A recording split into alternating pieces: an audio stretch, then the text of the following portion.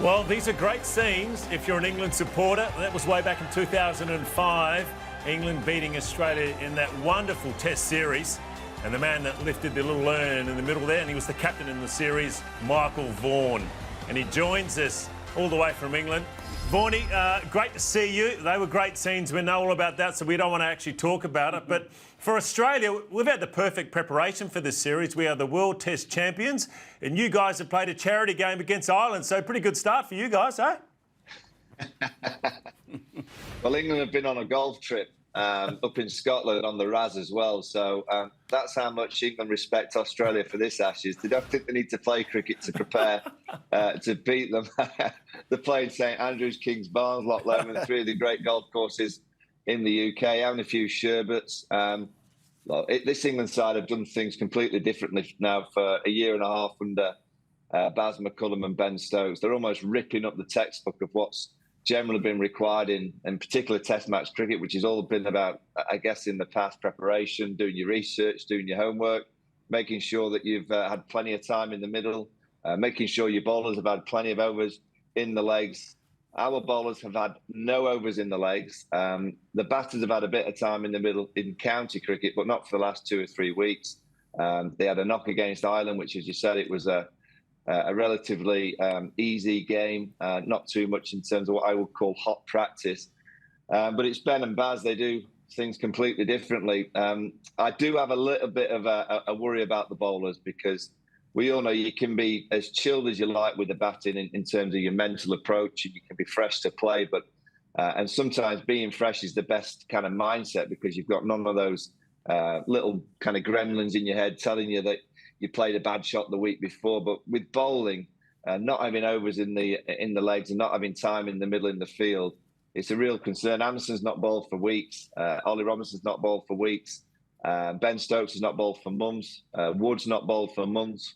Moeen Ali hasn't bowled for years. And that's England's bowling attack. So yes, skill-wise, they'll have the skill, because that is always with them. But we all know the body, and spending a day in the dirt and then coming back the next day, Test cricket's not easy on the body. So I'm intrigued to see how they go. Vaughanie, you just taken up my next 5 questions with that opening comments there. So I'll try and think of some other questions. But is it realistic and sustainable for England to play the way they've been playing, which is great, entertaining, looking to win at all costs, scoring 5 runs and over? Is it realistic against a class side like Australia to play like that? Look, every time they've played a good side, and they have played some good sides over the last year. New Zealand last summer when it first started, we're watching and thinking, oh, it can't carry on, but it did. Then India came over for that one-off test. They have a good attack. I've made a mistake not picking Ashwin. That's a little bit of a story about India and England. They did that last week against Australia. It worked against India, South Africa, good attack. The one time South Africa got England, it was when the ball moved around at Lords, and it came unstuck. Then went to Pakistan. All right, Pakistan aren't the side that they've been in the past, but to win 3-0 and win in such an expansive fashion in the first test, they score at 7 runs and over. It's never been done in the history of Test match cricket. And then they put New Zealand on the back foot away from home. So it has worked against most teams that they've played. This Australian team are different, though. They are a relentless bowling unit. They'll try, and they'll come out dancing. Scott Boland's length, they'll be playing him like a spinner. They will be doing. They'll be running down. They'll be trying to get outside off stump. They know where he's going to land it. They'll be trying to whip it on the onside. I really do think that the first innings of the Ashes for England is going to be very, very important, because if Australia blow them away, and if there's any kind of lateral movement playing the way that they do, and with those flashing blades, the history of the game tells you if the ball moves around and you're flashing your blade towards the ball, it's very, very difficult to get a big score. If the Aussies blowing them away in that first innings, we could be looking at quite a tough series for England. But it's worked against most other attacks, and if it comes off in the first innings and they put Australia on the back foot, it's very, very difficult to play against. They're an energised team. They do play with absolutely no fear. Ben just says to them, he wants them to entertain the crowd. That's it. Winning is just like a byproduct of entertainment. So let's see how it works. One thing is for sure is it's going to be great to watch. It really is, because I thought the Aussies against India were exceptional. They just played Test cricket the way that we've all been taught how to play it, just disciplined, hard, getting through the hard period with the bat in hand, and then with the ball they were just relentless, using all the different skill sets. This England side are different. They just come out, they're a Ferrari. They literally are a Ferrari. They go out there and just go from ball one. They don't have a stack. No, they they don't have a break. I'll tell you that now. They don't have a break in their cars. So, it's going to be great to watch, and they will continue to try and play this way, which will be great entertainment. Whether it'll be good enough to win the Ashes, we'll have to wait and see. Vaughan, I've seen some interesting selections of late. We've seen Mo and Ali come out of retirement. That's an interesting one because I think he's got caught up in the romance of Bazball, forgot about his form last time we played Test cricket. But the interesting one for me is Bairstow taking the gloves again. Ben Foakes has been a big stay in this team. Anderson and Broad play a lot different when they've got a gloveman like Stokes there. At times I've seen them playing against them, they get frustrated when Bairstow has the gloves. So to me, that's a big risk.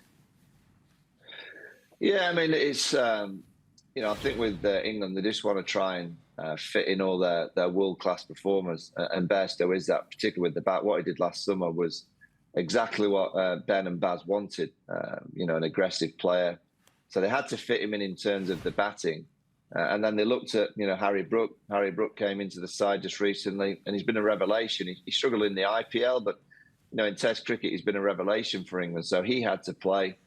And unfortunately, Ben Foakes was the player that misses out. We know in Test cricket those chances and those 50-50 takes that someone like Ben Foakes takes could be a difference between England winning and losing. But Bairstow's keeping's okay. It's just, again, he hasn't played a great deal of cricket. And I'm just always thinking about the bodies of these players that, when you're playing 5 Test matches over the course of, 6.5 weeks, someone like Johnny playing as a keeper now when he hasn't been playing as a keeper. He's played a few 4-day games for Yorkshire. I think he's played 2 or 3, but we know Test match cricket is different. So in terms of the skill sets, as a keeper, he's not quite as good as Ben Foakes, but I think he'll do a job.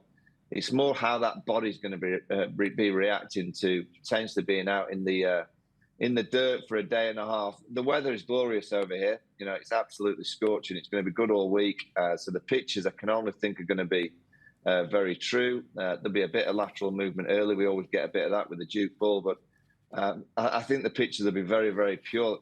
England want flat wickets. I don't understand why. I was playing the Aussies. I want movement. I want lateral movement.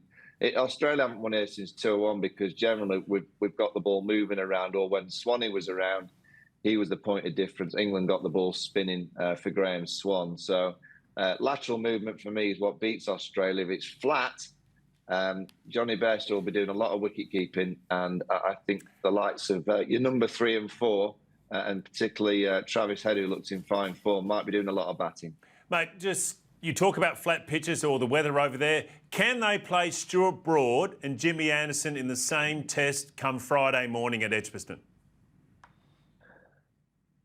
For me, Stuart Broad has to play this week. He's the only bowler that's been bowling. And he got 5 for against Ireland. I know it was only Ireland, but if they go into the first test match at Edgbaston and they go Anderson and Ollie Robinson, who haven't been playing recently, they've had niggles. Jimmy's obviously had that problem with his leg, and then Ollie Robinson's had injections in his back. And then you throw in Wood, who's not bowled with a red ball for months and hasn't bowled 1 ball for Durham this summer with a red ball. And then you go Moeen Ali, and then you go Ben Stokes. For me, that's an attack that's just not, it hasn't got enough in the legs. Broad is obviously a bowler that has had the wool over David Warner's eyes. He bowled very nicely against Ireland. He must play for me this week. And if it's Ollie Robinson or even Jimmy, if he has to miss out this week because of his body and they're not quite sure. Well, one thing is absolutely guaranteed. England can't allow to happen what happened last time when Jimmy Anderson played at Edgbaston, bowled 4 overs and didn't bowl again. So they have to get selection right. They'll want pace. They've only got one pace bowler. Really, I mean, Josh Tong played against Ireland. I can't think that he's on the radar to be selected this week.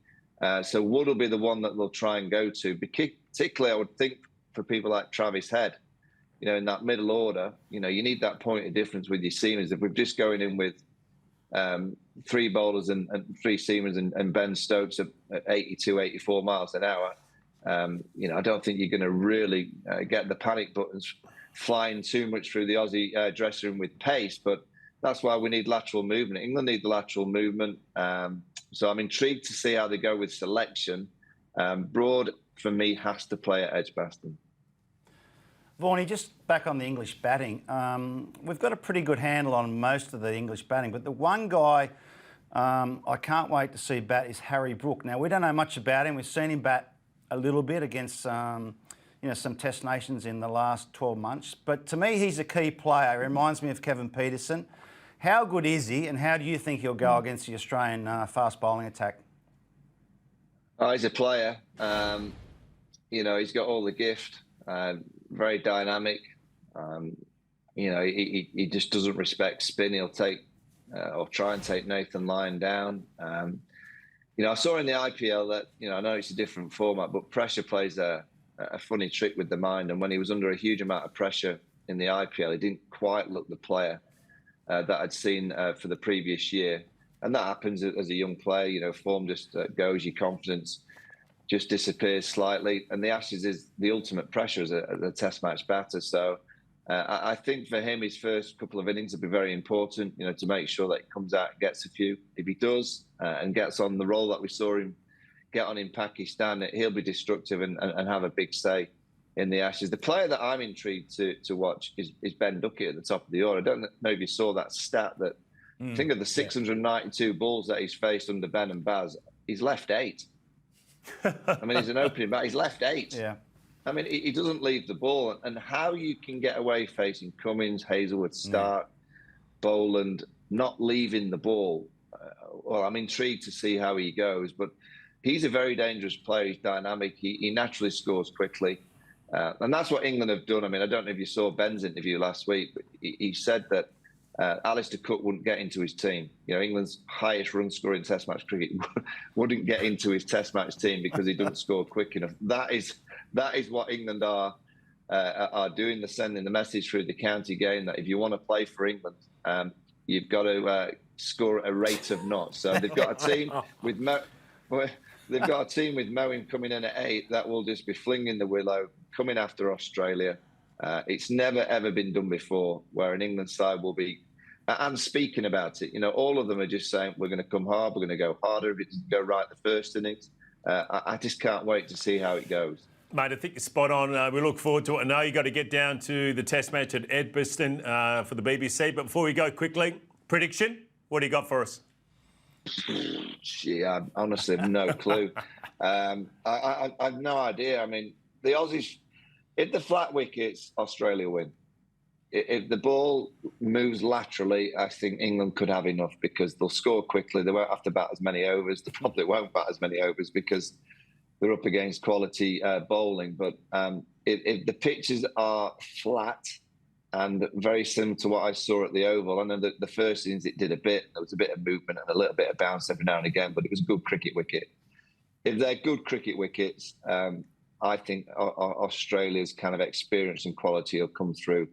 They got close to winning in England in 2009. In actual fact, they should have won easily. They were the better side. They just mucked up at Headingley and got the decision at the toss at the Oval wrong. But, this England side are very, very dangerous. I hope they can. I hope this Bazball cricket can survive the Aussie juggernaut bowling attack. But I just think it comes down to the pitches. If the swing and seam, England win. If it's flat and the sun continues to shine like it is now, that's why I've got a bit of a tan. It's roasting over here. I think the Aussies will be too good for England if the ball does very little. Good on you, mate. Thank you. Cheers, guys. See you, mate.